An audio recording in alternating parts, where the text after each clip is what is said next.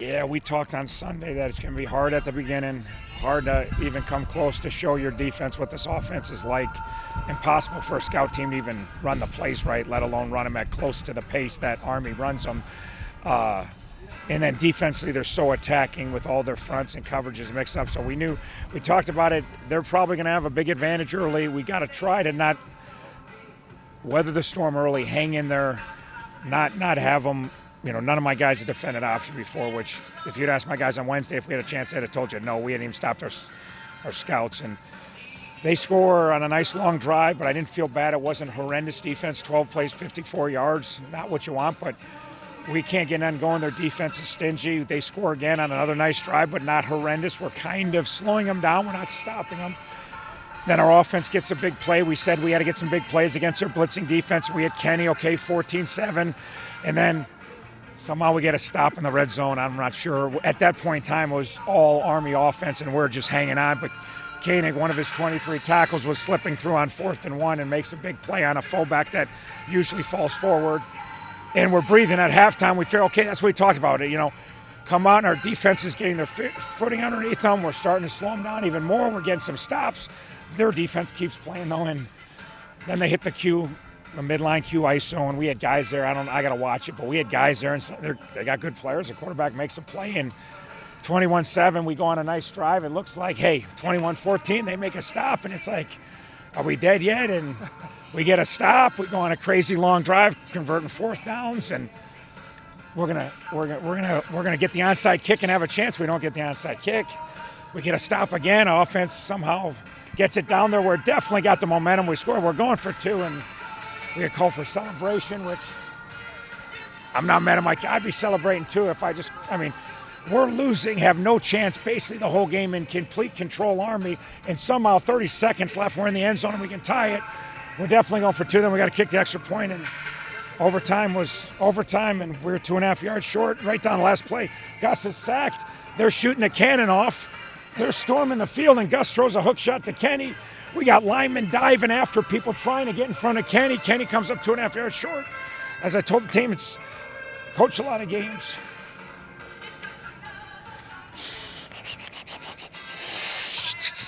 Coach a lot of games. Hard to be prouder than being a part of this football game. As hard as these kids, and I mean Army and Miami, not talking about my kids, but hard it was to play those guys shorthanded, all the injuries we got, and come up 2.5 yards short. I'm pretty damn proud to be part of the game. Pretty damn proud to be here. Questions?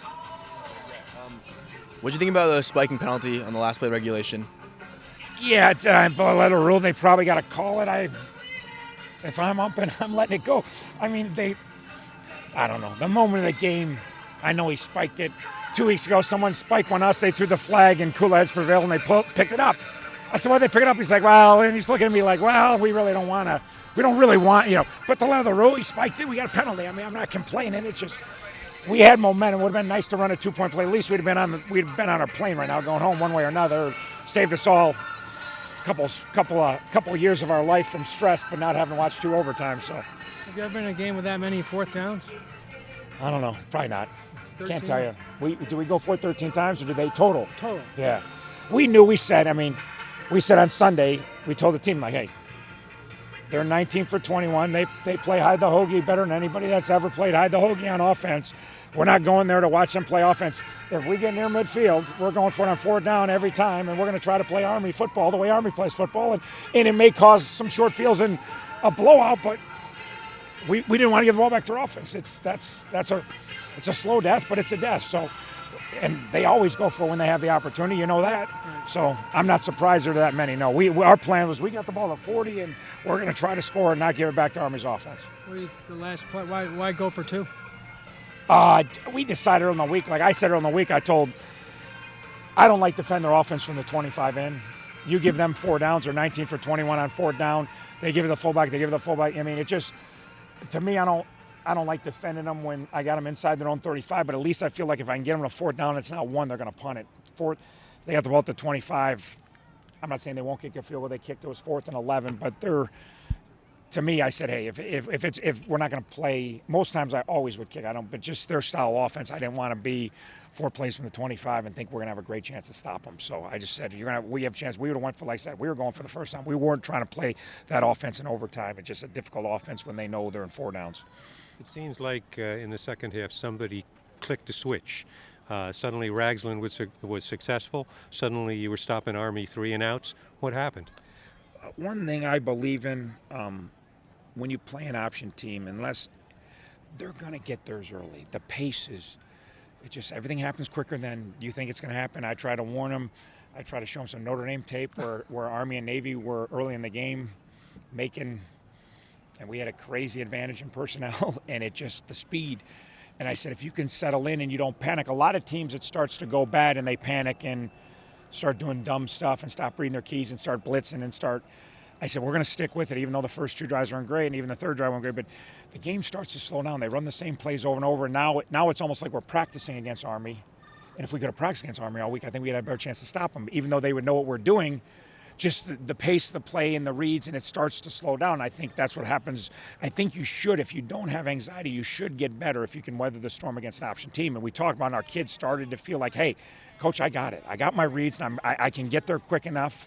First half, I was a little bit slow on the dive, a little bit slow on the cue, a little bit slow on the pitch.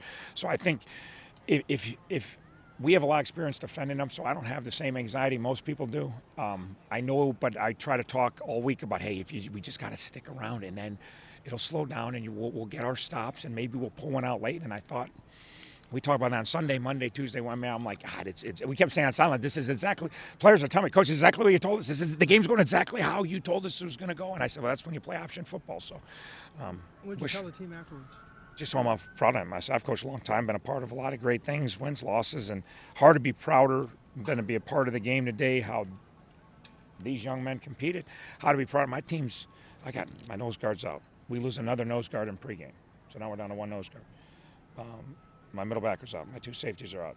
We lose our invert early in the game. We got half our guys playing again.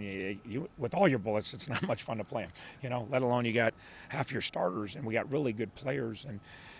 And then being down and being down and being down. And when we didn't get it to 21-14, it was like, are we going away, or there's like 5 minutes left? We got one more run in us, and everybody was just kept believing. So crazy proud of him, crazy proud of being a part of the game, crazy proud of my dad's an Army vet, and most of my successes, because I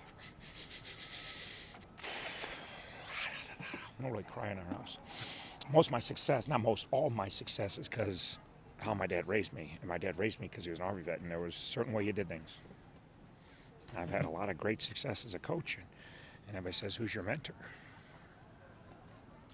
You have success, who helped you? I said, my dad. They're like, what do you coach? I'm like, he didn't coach, but he's in the Army, and he raised us. That you draw a line in the sand every day, and you keep pushing forward. And so being here, pretty cool stuff. How motivational was the goal line stand at the end of the first half? I was shocked we stopped him, to be honest with you. I think it was motivation for the kids. I was like, holy cow, we stopped him on 4th and 1, 19 for 22 now. Like it's almost a Christmas miracle. I was like, I was crazy excited. And I think it gave us confidence. I think it gave our defense that at that point didn't have much confidence. We knew we were slowing them down, but it's the slow death, that they just waste the game away, and it's what they do. So.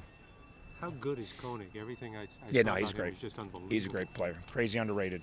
Great football player. Can do everything. Play the run, play the pass, play inside, man coverage, zone pressure. He can blitz you. There's no jobs at linebacker. And bumping a Mike. Junior's out again. We bumping a Mike. Last time we bumped a Mike, he gets 4 turnovers and is the player of the week. I don't know if he'll be player of the week, but obviously well-deserved. 23 tackles. He's pretty special. Everybody good? One more. All right, go ahead. So in the fourth quarter, obviously you had to abandon the run game because you're down 2 touchdowns. Why'd you continue to do that in overtime? Abandon the run game? I don't know if you looked at the numbers, run, pass, they had 308. At one point I looked up, they had 318 yards rushing, no passing. We had like 300 yards passing. We didn't have no rushing, but we didn't have a ton. So I don't know.